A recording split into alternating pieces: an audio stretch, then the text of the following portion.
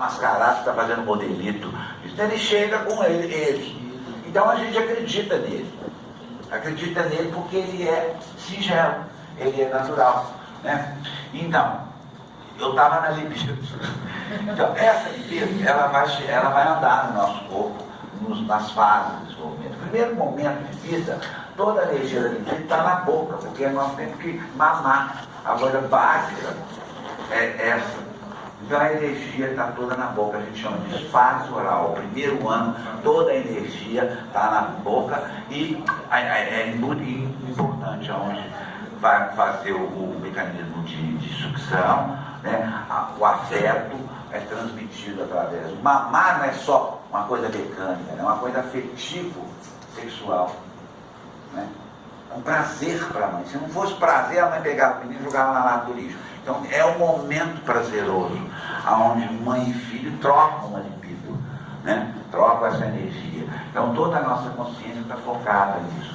Quando isso aí é perturbado, vai criar perturbações, porque tudo que a gente vai ser no futuro está ligado com as necessidades básicas, não tem jeito.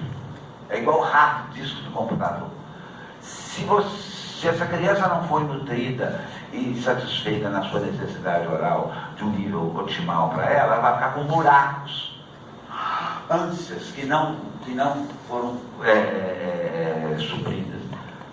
Ou ao contrário, uma mãe que quer que o filho sossega, qualquer coisinha, pá, puxa a mamar no menino e não quer perceber por que é aquele choro, por que é daquela energia. Então o menino fica super excitado, qualquer coisa eu resolvo com o vento. Aí vai dar os gordão, os bebum, os cachaceiros, os fumadores demais. Porque tudo foi resolvido só com a boca. E às vezes nem tudo é resolvido com a boca. Nós criamos buracos, né, no nosso campo energético de ânsia. Qualquer ansiedade tem que ir lá e comer. Eu não aguento. Me volta a ansiedade primitiva quando eu estava lá no colo da mamãe, que eu ficava horas sem comer. Tá? A base é toda essa.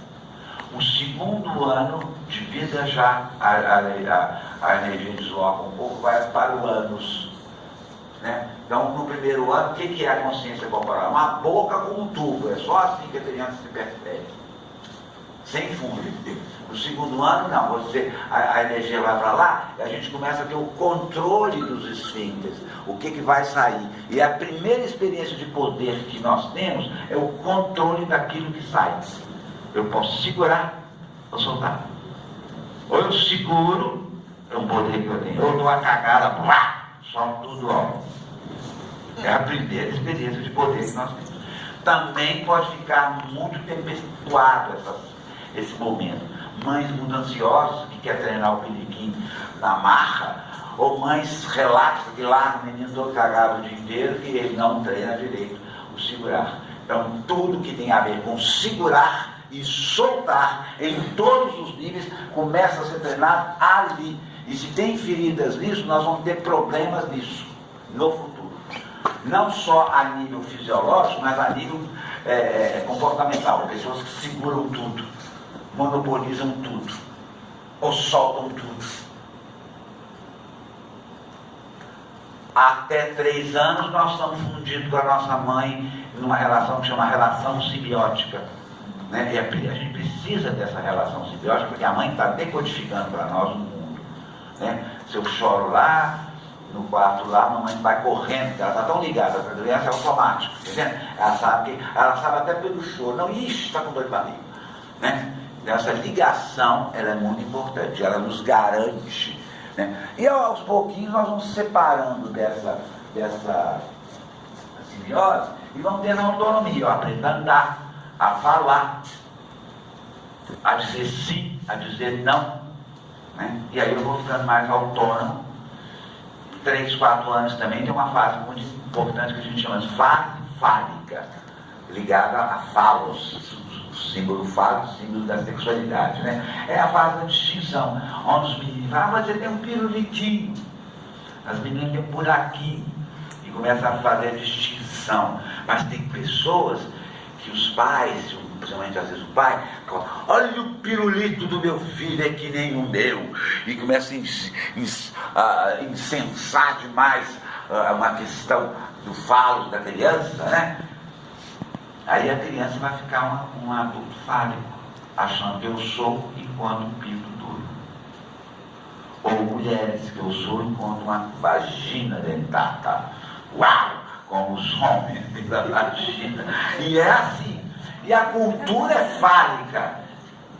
Como é que a gente mede quem é o maior? Quem faz o piso maior? O Empire State Building, as torres, agora os árabes fizeram prédio de 120 andares, então as culturas maiores querem mostrar, isso desde o Egito, né? Que faziam os obeliscos. Aí chegavam os romanos lá, roubavam o obelisco da Cleópatra. Então, roubei o falos dos egípcios, roubou o poder dos egípcios, os gregos. Roma tem mais obeliscos do que o Egito. Os romanos roubaram tudo, pilharam, eles tinham uma palavra, chama pilhar, fazer pilhar, tomar os ícones e os dinheiro, as coisas todas, nos lugares aonde eles invadiam. E infelizmente, o nosso direito é baseado nisso, em cima da pilhagem. O direito nosso é o direito romano. E Roma não tinha nada. Roma era uma pustica de um país, uma cidadezinha lá, uma vilagem, que tinha o rio. Então os romanos, você atravessar de um lado para o outro rio, eles fizeram uma ponte de madeira e começaram a cobrar taxa de quem ia atravessar. Então o romano se especializou em criar taxa e criar lei no território deles. Foi em cima disso que eles criaram o direito romano. Gente, o direito romano, se olhar dentro dele, criou a máfia. Onde é que a máfia nasceu? Na Itália. Desculpa. Onde é que o Vaticano, como império, nasceu? Também ali. Então você vai olhar o direito romano, a gente acha, desculpa, viu? Acha o direito. Aí você vai olhar o direito romano, é tudo feito na base da pilhagem e criou normas para interesse de quem ganhou, de quem domina. Então a gente tem que olhar isso também com um outro olhar, né? Que o direito, nem tão direito, ele é assim, né? Ele é baseado também nos interesses, tá? Aí vai chegar com 4 anos de idade, é que a criança vai olhar assim e vai falar. Aí que a criança vai ver o pai. Nós só vemos o pai só entra na nossa vida a partir dos 4 anos de idade, tá? Aí que você vai ver, olha, papai e mamãe tem uma coisa lá, papai passa a mão no bumbum da mamãe, dá um beijo na mamãe, toca com a mamãe. Agora eu já não posso dormir mais no quarto da mamãe, ele me joga lá pro quartinho, então me joga lá no bercinho, eu não posso dormir ali no meio da cama mais. Tem uma coisa lá que eles fazem, eu não sei o que é. Lógico, se eu sou criança, eu não entendo o que é uma relação genital. Mas eu sinto a energia. Não adianta você trancar a porta do quarto, achar que a criança não está sentindo nada na casa. Não, que a criança sente tudo. Percebe tudo. Só nós aqui que inventamos isso. Os filhos transam na frente dos filhos. As tribos negras também transam na frente dos filhos. Isso foi tudo que, infelizmente, foi criado pelos judeus, com a ideia de pecado. Mas os índios, estou falando dos índios e dos negros, porque nós, em psicologia, qual que é a referência de normalidade? Eu só sei que referência de normalidade são os americanos ou os ingleses. Essa é a referência de doença mental. Referência de normalidade para nós, em psicologia, são as tribos, onde não tem neurose nem psicose. Que não teve essas relações de poder do jeito que ficaram as nossas. Quando a gente vai olhar o normal, eu tenho que ir lá na tribo, que aí eu sei, não, o normal é isso aqui, tá? Que vive pelado, ligado com a natureza, e as relações são muito mais abertas e orgânicas. Não é o americano, o inglês, o francês, isso é só doença mental, uma em cima da outra. Doença de poder. Então, como a gente vai estudar, a gente tem uma matéria dentro da psicologia que chama antropologia. E a antropologia é que nos garante que é normal. Quando for estudar o sistema tribais. Porque viram que o sistema tribais não tem patologias desse tipo. Tá? Estou lá. Então aí a criança começa, é o primeiro momento sistêmico que a pessoa vai entrar no sistema da criança, é aí com 4, 5 anos de idade, que aí que fala, olha, então, lá, papai e mamãe tem uma coisa entre eles, eu quero participar. Então nessa época, a tendência mais comum, eu copio um pouco o papai, mas agora eu quero ficar do lado da mamãe como se fosse namoradinho dela. E as moças copiam a mamãe e quer ficar do lado do papai como namoradinho dele. Isso é muito importante, porque nessa hora é que nós estamos introjetando o que é masculino e o que é feminino dentro da cultura, através desses comportamentos. E Freud deu o nome desta época como fase edípica. Já está na hora de acabar? Não. Tá bom. Não, eu ainda vou chegar lá. Porque as coisas assim, eu entro num campo assim, eu vejo. Eu tenho que harmonizar os saberes de todo mundo. Eu sei que tem gente que nunca viu falar de complexo de Édipo, eu vou ter que falar. Então a gente tem que harmonizar. Aí nós vamos pular para lá, para as constelações, tá? Então nós estamos aqui. Aí Freud deu a esse momento o nome desse momento de Édipo. Lembrando o mito de Édipo, né? Que, em resumo, ele mata o pai para ficar com a mãe. Que não foi bem assim não, né? Nós tivemos uma aula lá, o Padre também foi lá na formação, não é nem formação, é pós-graduação, tá? É uma pós-graduação, foi contada na Universidade Federal de Ciências da Saúde, uma escola de medicina, em constelações sistêmicas. Então foi a primeira vez no mundo que aconteceu pós-graduação em constelações sistêmicas, foi em Brasília. E veio o Schneider, um dos grandes criadores desse sistema.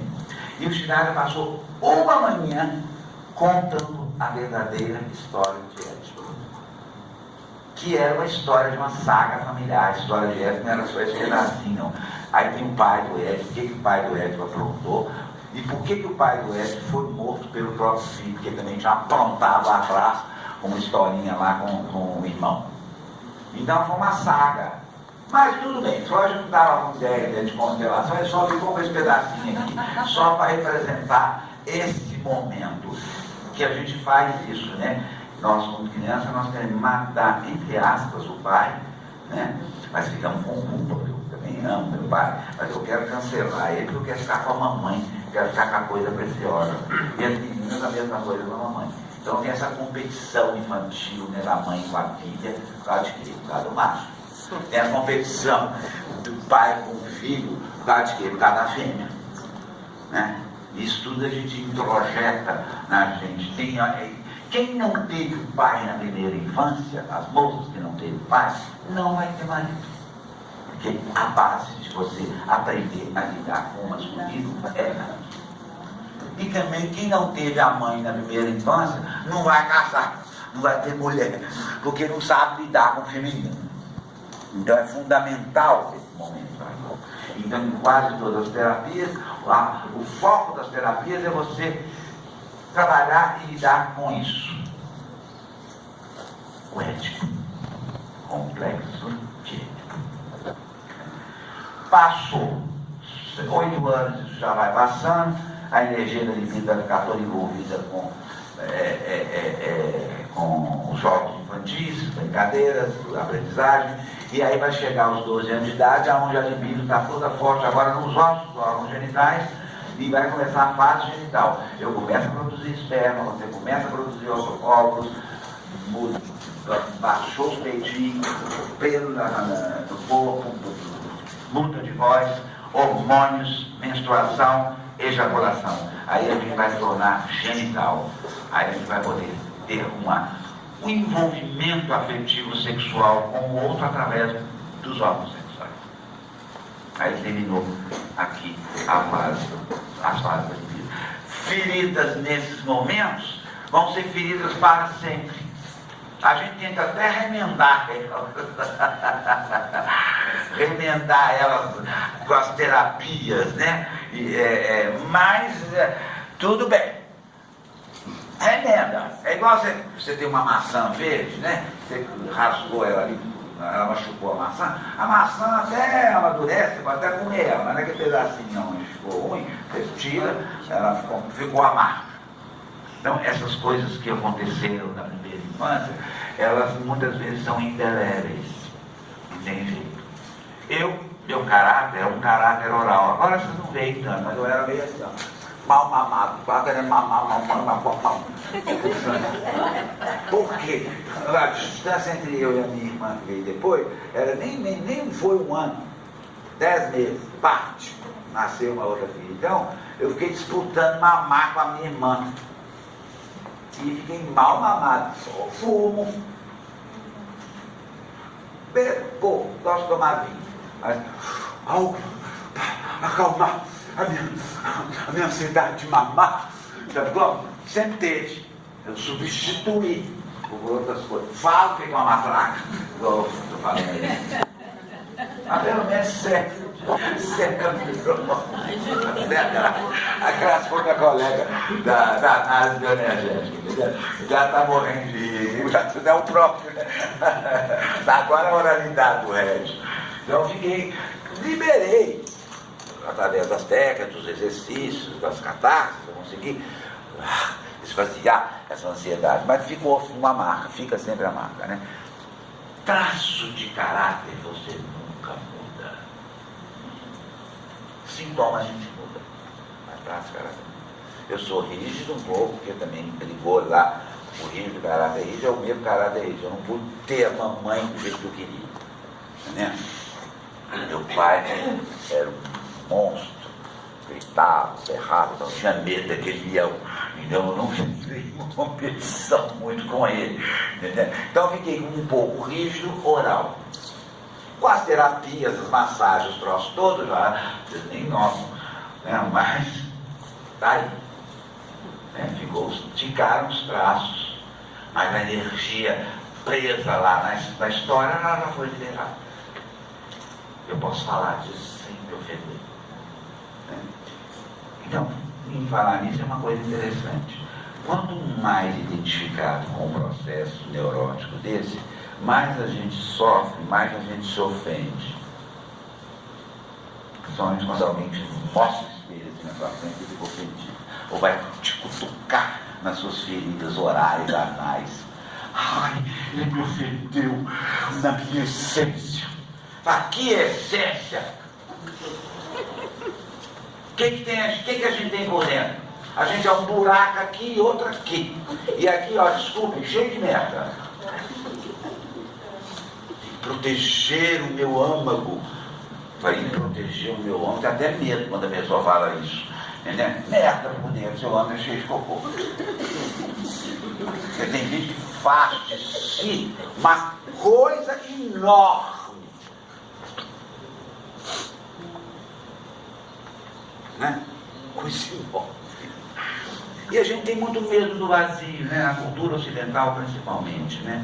Nós temos medo do vazio. E o vazio é a coisa mais real que tem. Nós estamos num universo onde ele é todo vazio com as galáxias lá. O nosso corpo também tem. Se você espremer o nosso corpo, passar na máquina de moer, dá um tantinho de coisa assim. O resto era tudo vazio. Só dá um tantinho de coisa assim. Porque os vazios que existem entre o núcleo de um átomo e os orbitais dos elétrons é a distância, sabe qual é? De uma bola de futebol para o campo de futebol. Os vazios que existem entre as moléculas que compõem os nossos tecidos são imensos. Mas eu não posso entrar em contato com o vazio, porque parece que o vazio é nada. Não, o vazio é tudo, porque tudo foi feito no vazio. A gente tem um horror do vazio. A cultura que mais lida com o vazio e assume o vazio e lida com o vazio são os japoneses e o budismo, mas principalmente o budismo zen, que entra mais fundo no vazio. Eles não têm medo do vazio. Por isso que o japonês, para fazer de um computador que era no início do tamanho desta sala, colocou no meu celular. Só quem não tem medo do vazio, quem lida com o vazio, podia fazer isso. Eles sabem espremer os espaços. E no Japão é engraçadíssimo, né? Tóquio é a cidade cheia, lotada. Você entra dentro das casas dos japoneses, não tem nada não. É um grande tatame, com um ikebana assim no canto, tudo no armário, tudo clean. O clean vem do zen, aqueles ambientes mais vazios assim. Então é engraçado, você vê que é uma cidade cheia, mas dentro das casas é vazio. Então eles lidam com o vazio. E o budismo, o que é? Pensam vocês que budismo é coisa lá do Buda sentado. Aquilo ali é a representação de uma postura que nos faz entrar dentro do vazio e da essência, do centro. O maior presente que o Buda largou para a humanidade.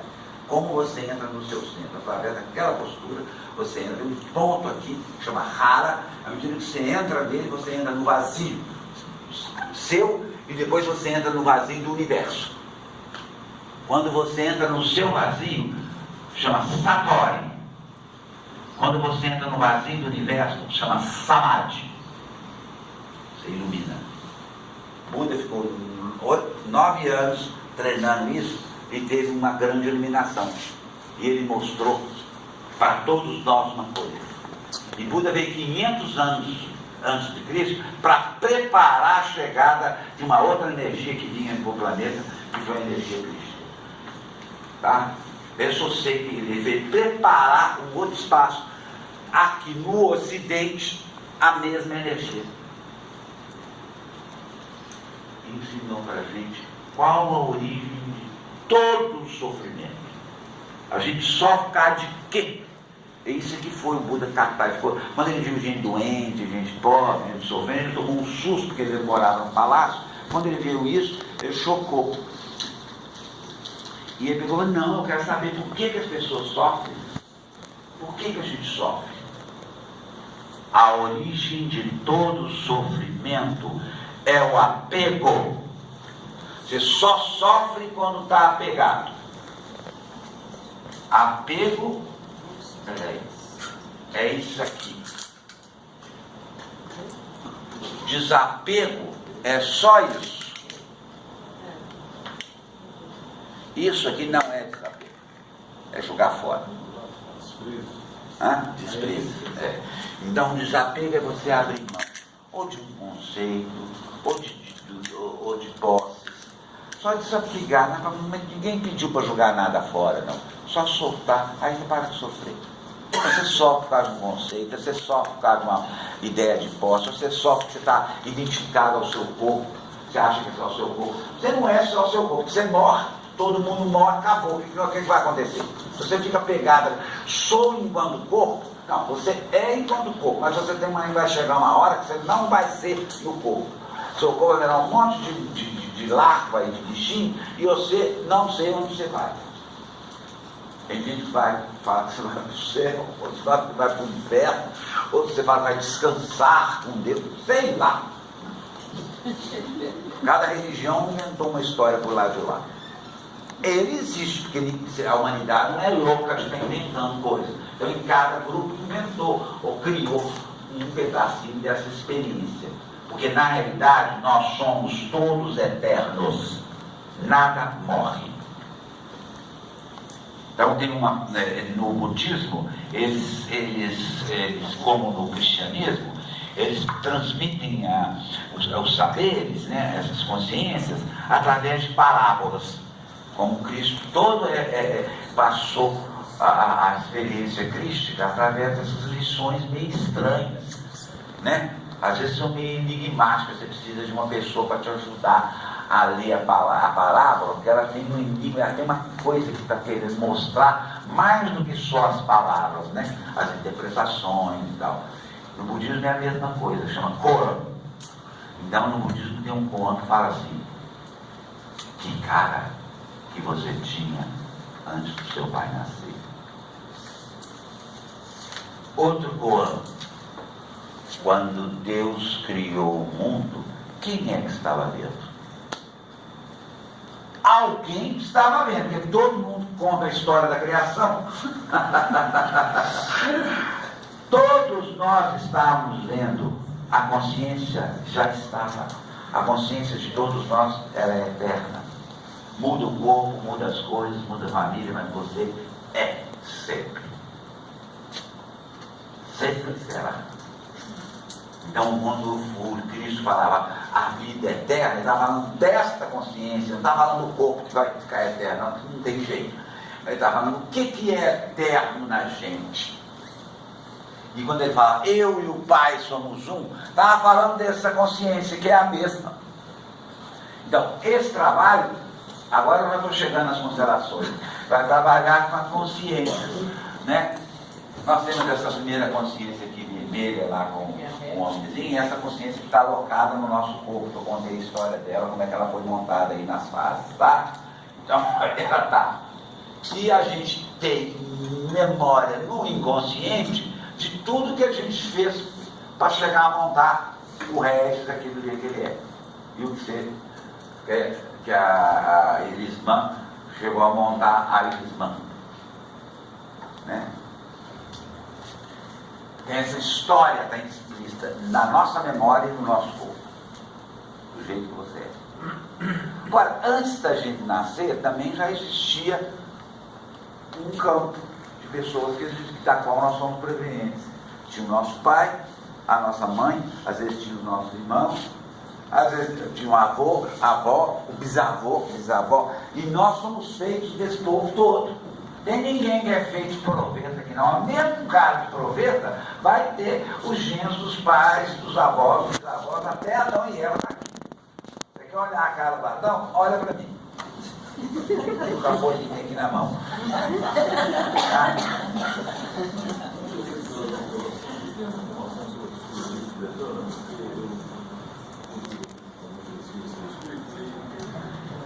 verdade, ele fala sobre psicologia ocidental, além de uma coisa. Lógico.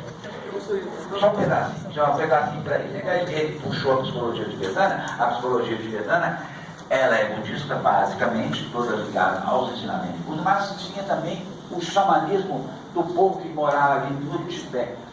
Ela tem umas características mais específicas ainda do que os japoneses ou dos tailandeses, tá? O Buda morreu, tinha 80 anos, tá? Então, depois, o budismo saiu da Índia e se espalhou no Oriente inteiro, né? E sabe quem levou o budismo da Índia para a China? Era um amigo do Buda, que era um bandido. Bodhidharma, né?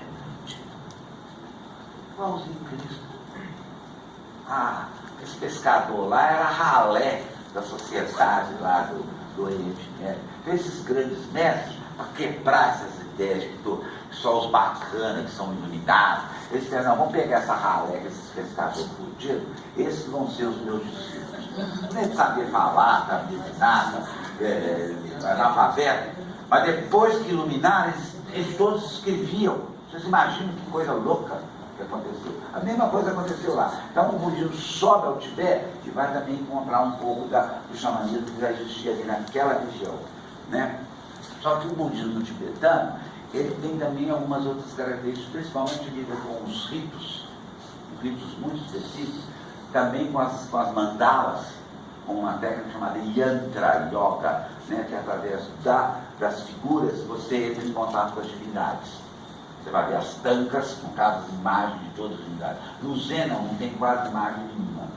Tá? É igual como o Islã e o catolicismo. O Islã não tem representação nenhuma da divindade, só tem o nome de Allah. Tudo clean. Né?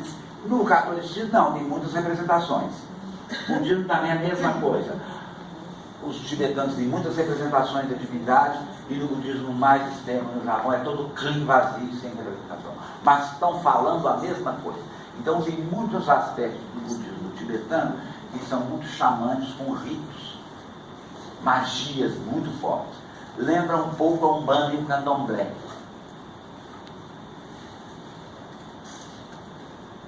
Muitos mantras fortes, né? Om Mani Padme Hum, Om Mani Padme Hum, Om Mani Padme Hum, Om Mani Padme Hum. Você vai trazendo através do mantra e yantra, você vai entrando nessas dimensões. No budismo Zen, nós temos muito menos. Eles estão mais enfatizados nesses budismos, tá? Então, e também no budismo tibetano, é muito forte. Vocês viram o Samsara? Sim. Pega no Netflix, no Samsara, é a história de um rinpoche, de um lama tibetano. É uma pauleira. Para você virar um lama, entende? Não é fácil. Você vai ter que ficar, fazer esse treinamento. 3 anos, 3 meses e 3 dias. Você vai ficar isolado lá na montanha, tá?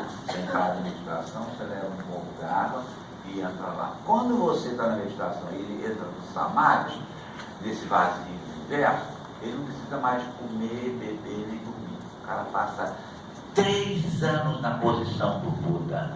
As unhas do sujeito ficam desse tamanho, os cabelos crescem, você fica lá, ali parado. Depois, quando passou esses, quando chega na data, vem lá as outras pessoas no mosteiro, espana ele todo, tira a poeira do lugar de poeira, corta as unhas, começa a fazer uma massagem fora, tira o cara daquele torpor, daquele transe, né? Levam ele no cavalinho, toma banho, e aí ele já está pronto, ele está assim, com a presença do universo inteiro em si. Então não é uma brincadeira. Eu cheguei perto de uma pessoa que estava fazendo o samadhi. O campo energético desse lugar era uma coisa. Chegar perto, podia.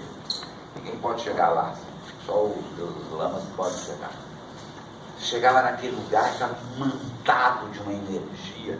Igual lá, eu vi quando Santa Catarina de Sena, que está num eterno samadhi, você chega perto da igreja lá da Santa Catarina de Sena, é um negócio assim. O que é isso que tem aqui? Tem um negócio aqui, outra coisa, entendeu? Então tem determinados seres que podem alcançar isso.